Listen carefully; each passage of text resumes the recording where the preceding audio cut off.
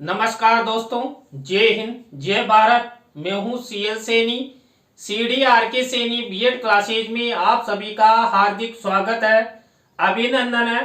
दोस्तों, आप द्वारा हमारे चैनल के इस हेल्पलाइन नंबर पर आपके पाठ्यक्रम से रिलेटेड जो भी टॉपिक हमें सेंड किए जाते हैं उन्हें हम ऑनलाइन समझाने का प्रयास करते हैं।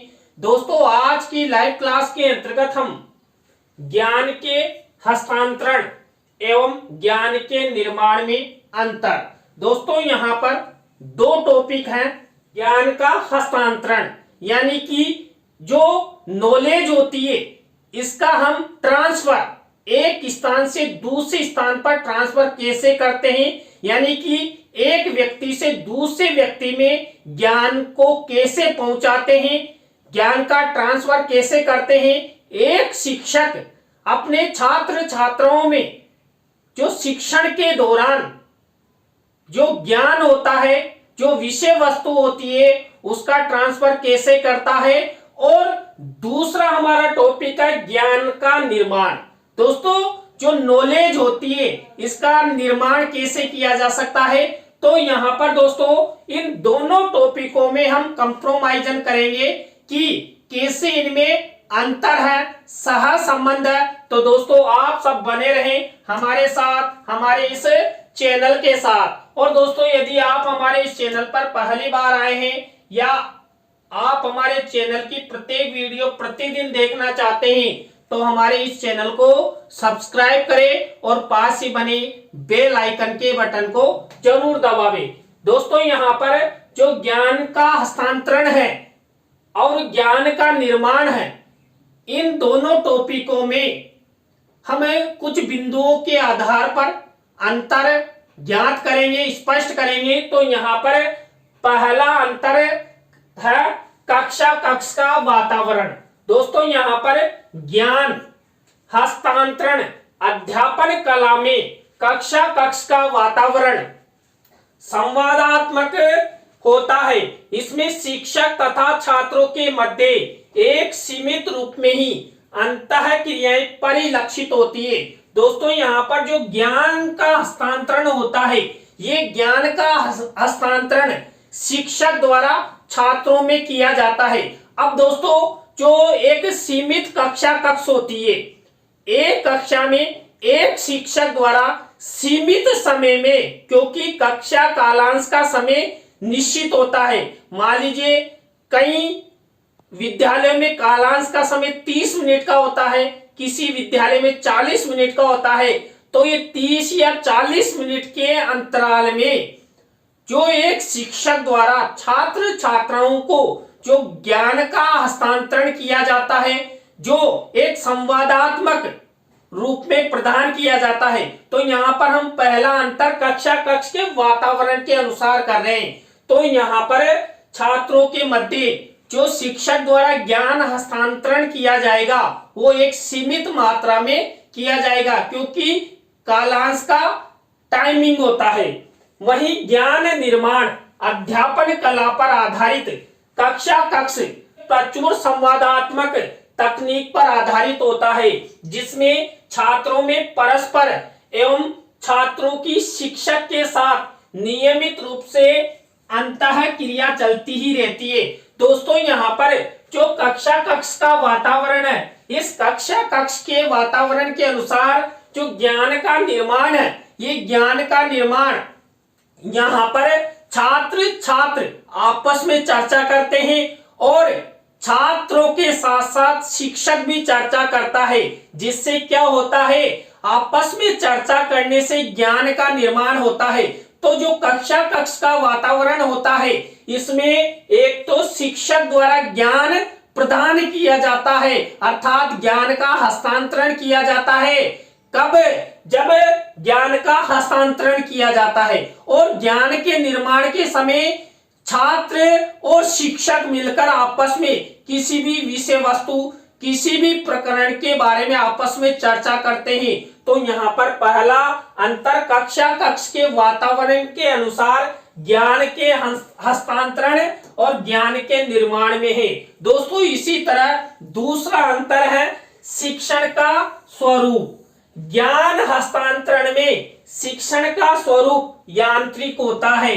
इसमें शिक्षक उद्दीपक प्रस्तुत करता है तथा छात्र पर प्रस्तुत किए गए उद्दीपकों के प्रति अपनी प्रतिक्रिया करते हैं। दोस्तों, एक शिक्षक जब कक्ष में छात्र छात्राओं को पढ़ाता है तो उस समय शिक्षक द्वारा ऐसे उद्दीपक निर्मित किए जाते हैं जिनके माध्यम से छात्र छात्रा शिक्षक के प्रति आकर्षित होते हैं और शिक्षक द्वारा जो भी बताया जाता है उस बताई हुई बात या ज्ञान को ग्रहण करते हैं। तो यहाँ पर इस तरह ज्ञान का हस्तांतरण होता है।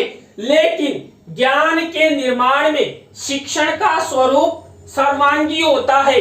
इसमें छात्रों द्वारा अधिकतम ज्ञानेंद्रियों का प्रयोग कर उन्हें ज्ञान निर्माण के लिए प्रोत्साहित किया जाता है। दोस्तों, मैंने आपको कक्ष का जब वातावरण के बारे में बताया और उस समय शिक्षक और छात्र छात्राओं के मध्य जब ज्ञान का निर्माण किया जाता है तो उस दौरान जो छात्र छात्रा होते हैं ये आपस में जो अपनी ज्ञानेंद्रियां हैं उन ज्ञानेंद्रियों का सहारा लेते हैं और किसी भी वस्तु, पदार्थ, तथ्य या टॉपिक के बारे में नया ज्ञान विकसित करते हैं और नया ज्ञान विकसित कर वो अच्छी नॉलेज प्राप्त करते हैं। तो यहाँ पर जो दूसरा अंतर है, शिक्षण के स्वरूप के आधार पर ज्ञान के हस्तांतरण और ज्ञान के निर्माण में अंतर देखा गया है। यहाँ पर देखिए मुख्य रूप से छात्र और शिक्षक। अब यहाँ पर जब शिक्षक छात्र छात्राओं को ज्ञान प्रदान करेगा तभी जाकर छात्र सक्रिय होंगे, लेकिन ज्ञान के निर्माण में सभी सक्रिय होंगे। क्यों? क्योंकि वहां पर हम नई क्रिएटिविटी कर रहे हैं, अर्थात ज्ञान का निर्माण कर रहे हैं। तो ये दूसरा अंतर हो गया। इसी तरह दोस्तों यहाँ पर ज्ञान के हस्तांतरण एवं ज्ञान के निर्माण में थर्ड नंबर का अंतर है शिक्षण के उद्देश्यों के आधार पर। दोस्तों, यहाँ पर शिक्षण के उद्देश्यों के आधार पर ज्ञान के हस्तांतरण अध्यापन कला में पाठ्यक्रम को केंद्र में रखकर उद्देश्यों का निर्माण किया जाता है। दोस्तों, जब हम ज्ञान का हस्तांतरण करते हैं तो ज्ञान का हस्तांतरण एक शिक्षक द्वारा छात्रों से रिलेटेड होता है। अब यहाँ पर शिक्षक क्या करता है, सत्र आरंभ से लेकर सत्र पर्यंत तक जो उनका पाठ्यक्रम निर्धारित है उस पाठ्यक्रम के आधार पर छात्र छात्राओं को पढ़ाता है और छात्र छात्रा क्या करते हैं, उस ज्ञान को ग्रहण कर लेते। किससे रिलेटेड? पाठ्यक्रम से रिलेटेड। और वर्तमान शिक्षा प्रणाली भी प्रत्येक कक्ष के पाठ्यक्रम के आधार पर है।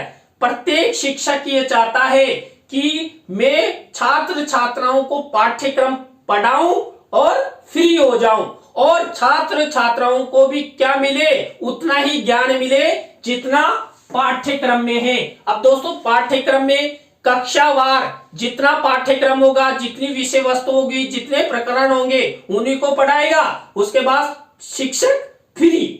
तो यहाँ पर एक निश्चित समय के लिए एक निश्चित कालांश में शिक्षक द्वारा ज्ञान का हस्तांतरण किया जाता है। जबकि शिक्षण उद्देश्यों के आधार पर क्या होता है, जबकि ज्ञान के निर्माण अध्यापन कला में वास्तविक जीवन, उनकी आवश्यकता एवं सूचियों को ध्यान में रखकर उद्देश्यों का निर्माण किया जाता है। दोस्तों, जब ज्ञान का निर्माण किया जाता है तो उस समय देखा जाता है कि शिक्षक और छात्रों के जीवन के लिए आवश्यक संसाधन कौन कौन से हैं।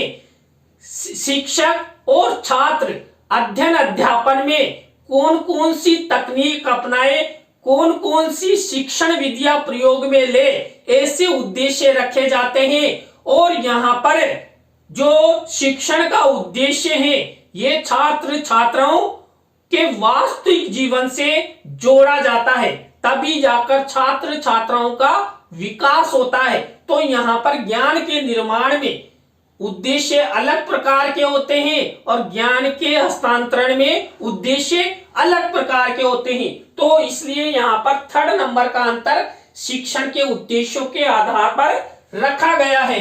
इसी तरह दोस्तों फोर्थ नंबर का ज्ञान के हस्तांतरण एवं ज्ञान के निर्माण में अंतर है अधिगम गतिविधियों के आधार पर। दोस्तों यहाँ पर अधिगम गतिविधियां, अधिगम का मतलब आप समझते हैं, अधिगम का मतलब सीखना, लर्निंग, और लर्निंग किया जाता है लर्निंग बाय डूइंग, करके सीखते हैं। अब यहाँ पर जो करके सीखा जाता है उसमें जो ज्ञान का हस्तांतरण है, ये ज्ञान का हस्तांतरण यहां पर ज्ञान के हस्तांतरण में शिक्षण की गतिविधियां शिक्षक द्वारा नियंत्रित होती है, क्योंकि कक्ष में कौन पढ़ाता है? शिक्षक पढ़ाता है। किसको पढ़ाता है? छात्र छात्राओं को पढ़ाता है। क्या पढ़ाता है? पाठ्यक्रम पढ़ाता है। तो पूरी गतिविधियों पर एक केंद्र बिंदु, एक नियंत्रणकर्ता कौन होता है? शिक्षक होता है। तो यहाँ पर अधिगम गतिविधियों में शिक्षण के दौरान पूरा नियंत्रण शिक्षक रखता है। इसमें छात्र निष्क्रिय भूमिका में रहते हैं।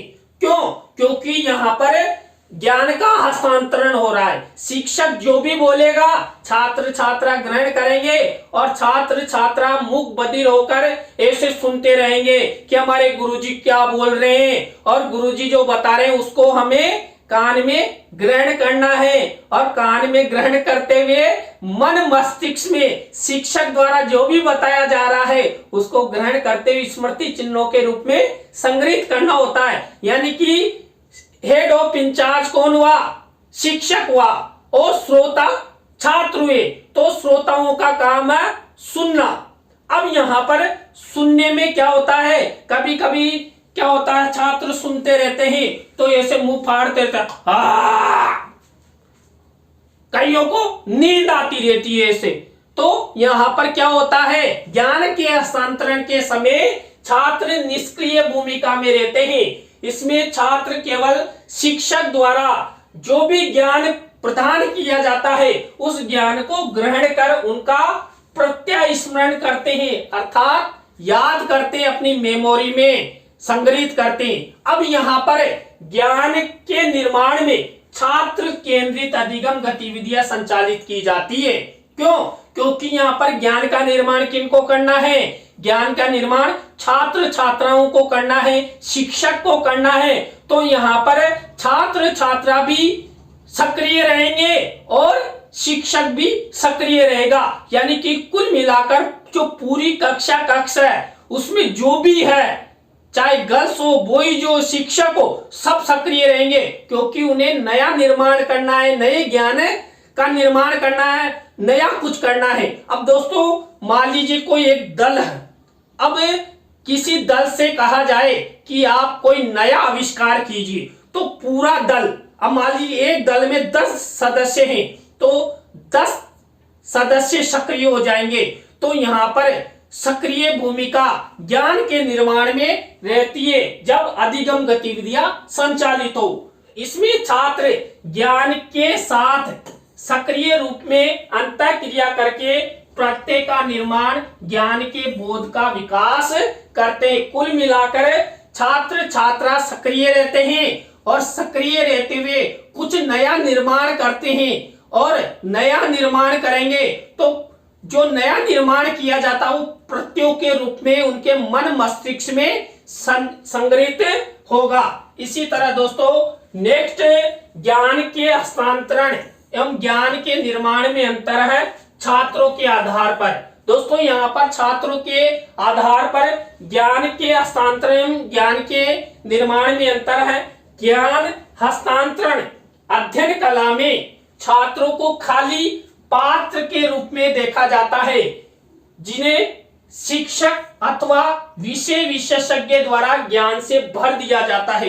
दोस्तों कहा जाता है ना, बालक एक खाली कागज के समान होता है, और उस खाली कागज में शिक्षक खुद के ज्ञान के द्वारा कई ऐसे तरीके अपनाता है और छात्र छात्राओं में वो उस ज्ञान को भर देता है। तो यहां पर खाली कागज में ज्ञान का हस्तांतरण शिक्षक द्वारा किया गया तो यहाँ पर सक्रिय कौन है? शिक्षक है। निष्क्रिय कौन है? छात्र है। अब यहाँ पर शिक्षक द्वारा जो बताया जाएगा वही ज्ञान छात्र ग्रहण करेंगे, उतना ही ज्ञान यहाँ पर शिक्षक के माध्यम से ट्रांसफर होता है। अब दोस्तों यहाँ पर ज्ञान का निर्माण की दृष्टि से यदि देखें तो वही ज्ञान निर्माण अध्यापन कला में यह माना जाता है कि छात्रों के पास अपने वातावरण संबंधी पूर्व ज्ञान एवं पूर्व अनुभव होते हैं, जिन्हें आधार मानकर ही वह नवीन ज्ञान की रचना करते हैं। दोस्तों नवीन ज्ञान ये छात्र छात्राओं द्वारा निर्मित किया जाता है, जिसमें छात्र सक्रिय रहते हैं। तो दोस्तों यहाँ पर जब ज्ञान का निर्माण किया जाता है तो छात्रों के पास पूर्व अनुभव होते हैं और पूर्व अनुभवों के आधार पर छात्र नया निर्माण करते हैं, अर्थात नई नॉलेज का निर्माण करते हैं। तो ये 5वें नंबर का ज्ञान के हस्तांतरण एवं ज्ञान के निर्माण में अंतर था। इसके बाद 6 नंबर का अंतर है ज्ञान के स्वरूप के आधार पर। ज्ञान के स्वरूप के आधार पर ज्ञान के हस्तांतरण एवं ज्ञान के निर्माण में अंतर है। ज्ञान के हस्तांतरण में ज्ञान के स्वरूप को ज्ञान के भंडार के रूप में देखा जाता है, जिसमें कई तथ्य होते हैं, प्रत्यय होते हैं और सिद्धांत शामिल होते हैं, जिन्हें शिक्षक कक्षा में छात्रों को बताता है और स्मरण करवाता है। दोस्तों यहाँ पर शिक्षक क्या करता है? ज्ञान के हस्तांतरण के समय वो छात्र छात्राओं को जो भी तथ्य हैं, जो भी प्रत्यय हैं, सिद्धांत है या विषय वस्तु या प्रकरण है, उनके बारे में बताता है और छात्र उसको ग्रहण कर लेते हैं, अर्थात यहाँ पर ज्ञान का ट्रांसफर हो जाता है। जबकि ज्ञान के निर्माण में ज्ञान के स्वरूप को ज्ञान की प्रक्रिया के रूप में देखा जाता है, जिसमें शिक्षक छात्रों को चिंतन एवं तर्क आदि के प्रयोग द्वारा अपने पूर्व ज्ञान एवं अनुभव के आधार पर ज्ञान के निर्माण का प्रशिक्षण देता है। दोस्तों जब ज्ञान का निर्माण किया जाता है, और दोस्तों मैंने शुरू में आपको बताया था कि कक्ष में छात्र छात्रा और शिक्षक सभी मिलकर सक्रिय रहते हैं और उस सक्रियता के द्वारा ज्ञान का निर्माण किया जाता है। अब यहाँ पर शिक्षक के सानिध्य में नया निर्माण छात्र छात्राओं द्वारा किया जाएगा, नया आविष्कार छात्र छात्राओं द्वारा किया जाएगा। तो ये किया जाएगा चिंतन एवं तर्क के आधार पर। तो कुल मिलाकर ऑल ओवर रूप से जो हमने यहाँ पर 6 बिंदुओं के आधार पर ज्ञान के हस्तांतरण एवं ज्ञान के निर्माण में अंतर देखा, ऑल ओवर रूप में ज्ञान का निर्माण सबसे महत्वपूर्ण माना गया है। क्यों?